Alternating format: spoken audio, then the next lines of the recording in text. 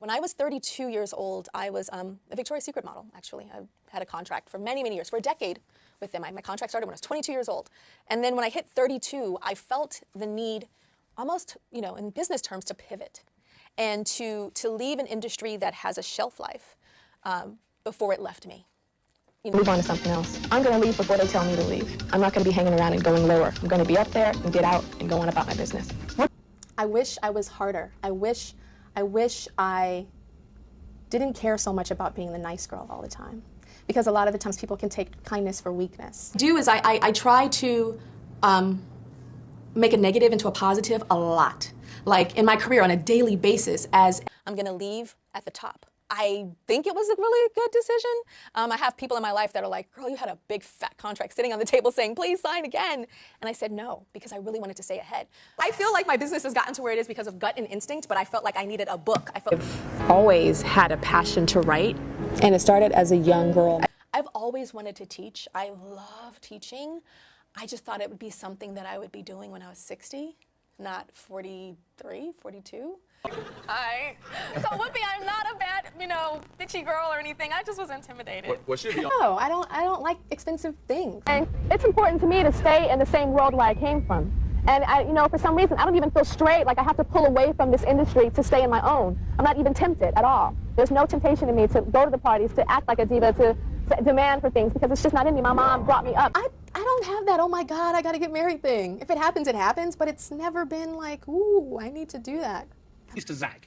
Well, zig is like everybody's zigging, right? And then you zag and it's like, bam, we're doing something different. We have to innovate. If you stop innovating, then you just kind of just go, ugh. And I have like an entrepreneurial spirit, and what I have to work on is really focusing on the project at hand and not getting bored and moving to the next Even as I watch you do that, you're quite for fun. I love going to the movies. Like, I go to every single movie that comes out. Right. Constantly. And then Right. I eat. Do you eat at the movies? You have to. It's kind of weird because, like, I live to eat, I don't eat to live. So, like, I think of my favorite places to go in the world when it comes to, like, the food. Like, I love going to New Orleans for the gumbo and the jambalaya and all that. And I love going to London for the ketchup. They have the best ketchup in the world. I'm going to get a ketchup contract. They have the best. But I like my ice cream in a scoop. I'm addicted to ice cream. And I have a very nervous stomach, which we talked about when you interviewed me. It's more like I just don't do anything. I don't really drink. I've never had cigarettes or anything like that, or drugs. And it's not because I'm trying to be a good role model. It just doesn't interest me. I don't like to shop. I don't like to shop. I like to eat. So, what? And my favorite color? My favorite color is yellow. It's been my favorite color. It doesn't go to my head. I always stay grounded, and I take it as a profession because it is a business, and it's very temporary for me. I like to say visionary. Love it. Yeah, because I like to do things first, think outside of the box, think differently. And so, yeah, a visionary, that's a mama right now. You have no idea what I've been through, but I'm not a victim. I grow from it and I learn. Take responsibility for yourself. And that pain led to my passion to create. So I try to segment it. Like, okay, this is just hate and hurtful, and this is really criticizing me, but I can learn from that. When I step back from my ego and my pain, I'm like, they're right, I need to change that. Somebody that is not insecure. But at the same time, that can also create or attract guys that try to break you down.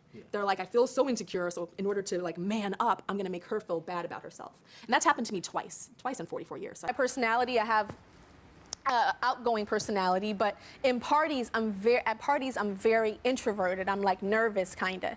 And I'm always trying to figure out a way to make it work, and there always is a way. So I guess For me, it crushes me for a half a second. Yeah. And then I go,